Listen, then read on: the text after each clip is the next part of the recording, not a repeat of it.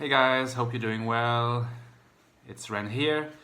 In this video I would like to offer some further thoughts on the distinction between INFJ and ENFJ in relation or sparked by the little video that I made on the or I should rather say Dr. Peterson's type, which I assessed as most likely being ENFJ or unusually extroverted species of INFJ, which is possible. I mean, I would say that, you know, if Dr. Peterson is not an ENFJ, then he is most likely an INFJ. And I agree with the people who have said that what indicates that he might be INFJ rather than ENFJ is the strength of his TI, which does not seem to be of the inferior kind. But remember, if you're familiar with Ludwig Wittgenstein, the one philosopher whose T-shirt I have, he's an INFJ. I'm sure many of you are familiar with that, the fact that he's an INFJ. It's good. It's cool that INFJs can claim him as one of their own. But his TI is insane. I remember reading online that someone saying, and I thought that was kind of spot on. Someone saying online, Ludwig Wittgenstein's tertiary TI is like better than the TI of 99% of TI dominance. And that's it. Like, he's not an INTP for that matter. There are some people who think that Wittgenstein is an INTP, but quickly consensus is reached usually that he's INFJ. So there you go. So if Wittgenstein's tertiary TI is confused sometimes with a dominant TI, why not, would not Peterson's TI be confused for, I don't know, for a tertiary or for an auxiliary? I know that the inferior function is supposed to be a tough one for any type, but I'm just throwing it out there. Now, this has been a long introduction to the topic of this video, which I want to be about, still want to be about, this distinction between FE in an ENFJ and FE in an INFJ. Because the distinction between FE in an INFJ and FE in an ENFJ, I think, is not only an important one, an enlightening one, but also one that probably or can help us throw some light on whether Dr. Peterson, among others, is an ENFJ or an INFJ, if that's kind of what we're directed towards. I know that some people mentioned ENTP, and I'm just taking the pulse of the comments. I got the impression that the two main types that were suggested were still INFJ and ENFJ. Well, the thing is, observing myself and my dad, I can really tell the difference between FE dominant and FE auxiliary, and I think, one of the core giveaways is that an FE dominant literally lives in FE, whereas an FE auxiliary does not live within FE. In the case of an INFJ, it lives within NI. That has a very concrete, practical dimension, which is that, to give you the simplest possible example, when you give a talk, like when you give a conference talk, or when you participate in an oral presentation, or when you have a conversation, right? even a conversation. Let's say maybe a conversation of a certain substantial kind. It can be other kinds, but let's take the substantial kind here. Let's say that you're in these situations. An ENFJ would be energized by the conversation, which means that the ENFJ will not be as tired as quickly as an INFJ would. If you take, let's say, like a half an hour conference paper plus 15 minutes of questions, or a conversation. Like, imagine that you're invited to the Joe Rogan show, or we see Peterson. Like, Peterson has been invited to the Joe Rogan whatever show many times, and the conversations are 3 hours long. Imagine that you're having a 3-hour conversation that's really intense. Like, how is it possible to do that every day if you're an INFJ? Like, seriously, I understand that, like, you know, Peterson has been, like, he's been a lecturer for a long time, he's given conferences for a long time. Still doesn't change the fact that if he's an INFJ, like, he needs alone time, and he doesn't have it. It seems that the alone time is always replaced by some slot in his schedule. And for an INFJ, alone time must be kind of outside of scheduled time. Alone time is not just alone from people, it's also alone from what society's expectations are of what we should be doing right now. Like, it's time for ourselves, decompressing. You know, INFJs often use this word, decompressing. They need to do that. And to share my experience, I used to do conference papers, and sometimes I have long conversations that are 2 hours long. I have given some interviews on YouTube. Maybe some of you have checked them out. There's 3 interviews. Maybe I'll give the links in the description box if I think about it, because I sometimes forget. I've given 3 interviews. One with a guy called Benjamin Boyce, another one with Pikoki, and another one with Huey. 2 INFJs. The latter 2 are INFJs. After those talks, I was like knocked out. May not seem like it during the talks, because I'm like in sort of hyper energy mode, just overdrive mode, because I'm super focused and I'm like really listening and trying to be reactive. I'm into the interview, I'm into the talk, but like from the moment that the talk ends, I just let everything just, you know, relax, and I just collapse in a way.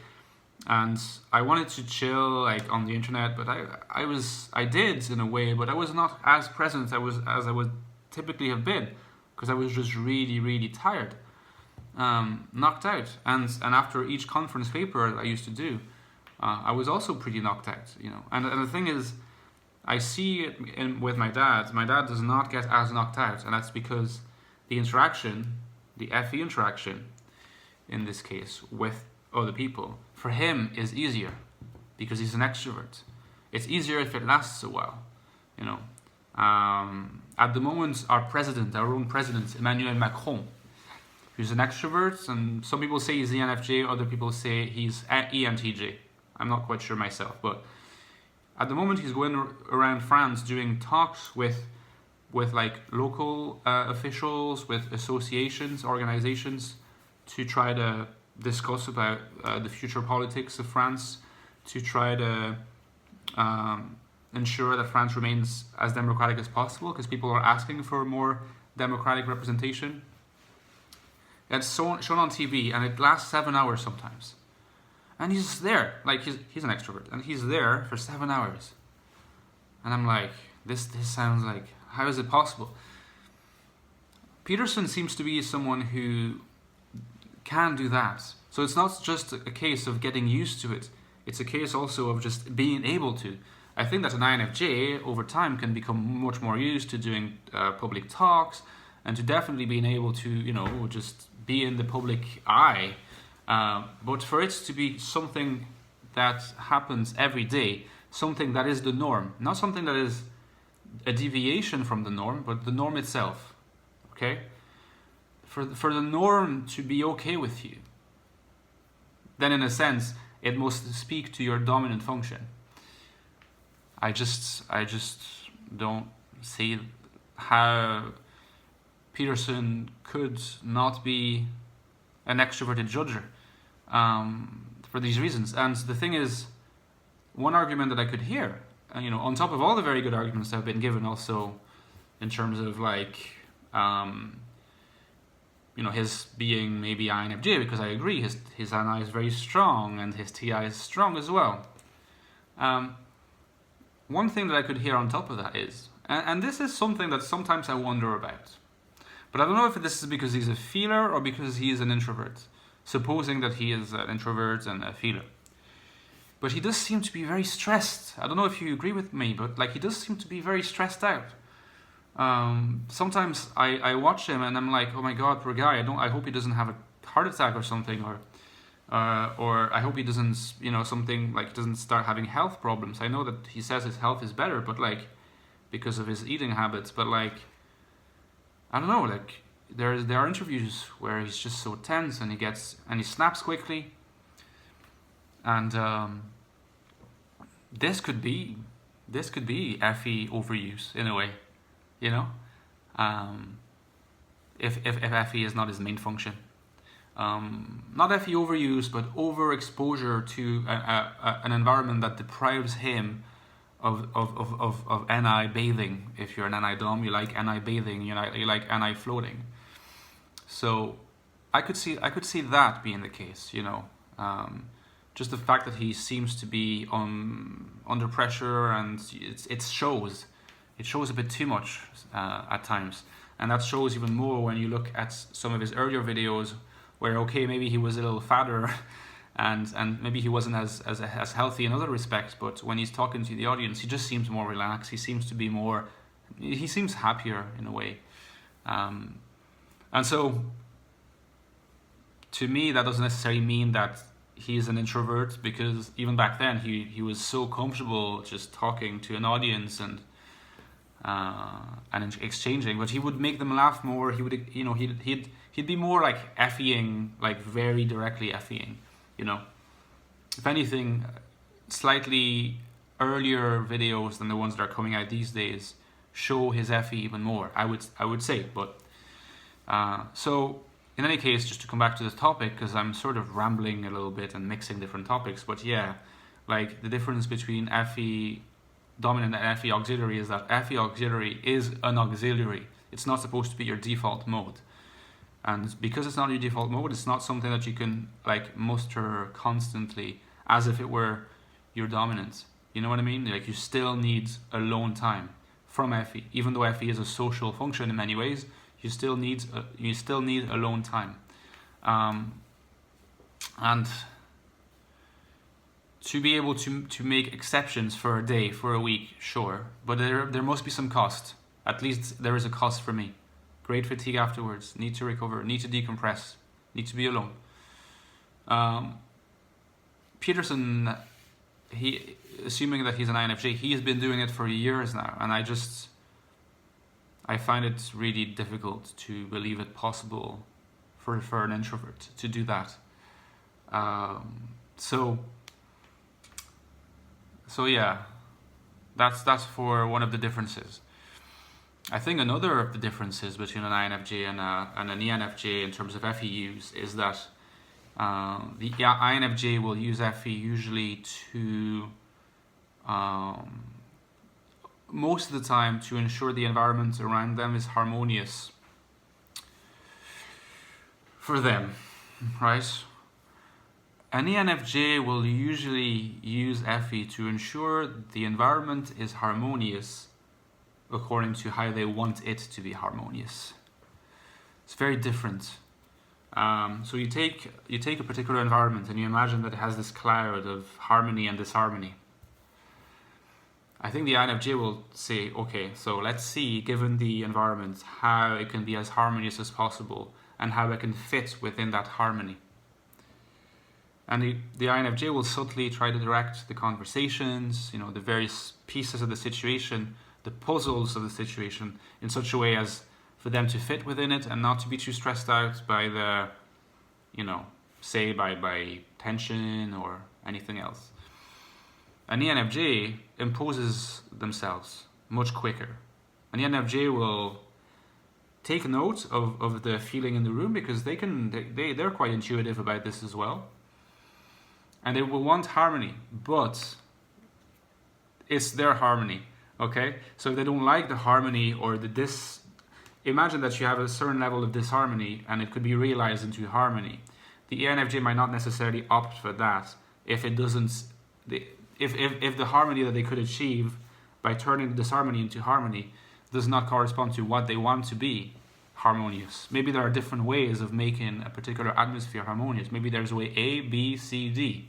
And if the ENFJ's way is B versus the current way is C, they will instigate B. And they will do it in a very effy manner, including people, making plans, being nice, but they will still instigate it. And this is the way in which there is certain directiveness to ENFJs, and the reason why some ENFJs actually can be 8. My dad's, I don't know, I don't think my dad is an 8, but I think my dad is a 285 or 286 in tree type, okay? He's definitely got a lot of 8 in him. He gives orders very naturally. It's partly his job. But you can see with Peterson, I think he likes to have an environment where he gets to impose himself a little bit as well. And I think that's partly why sometimes he's seen as a T dominant or auxiliary. He does it in an FE way. He does it for people, but it's still his voice. It's still his approach that he imposes. And I think he does it quite naturally. And to me, not having seen it, seeing it every day still, my dad, I could tell you this is much more a sign of an ENFJ than an INFJ, where the desire for harmony is either something that one wants to ensure externally with others and for others and oneself, INFJ, or the desire for harmony is one that one takes upon oneself to take care of and in a way to impose. And I think that's much more the ENFJ way. So I'll stop here because this video has been a bit long. I just wanted to give some illustrations of differences between FE in an INFJ and FE in an ENFJ, sparked by the video on Jordan Peterson's type and the great comments. Thank you guys for your very insightful comments as usual, and feel free to submit some more to this video, okay? And I will catch you very soon. Have a great day, guys.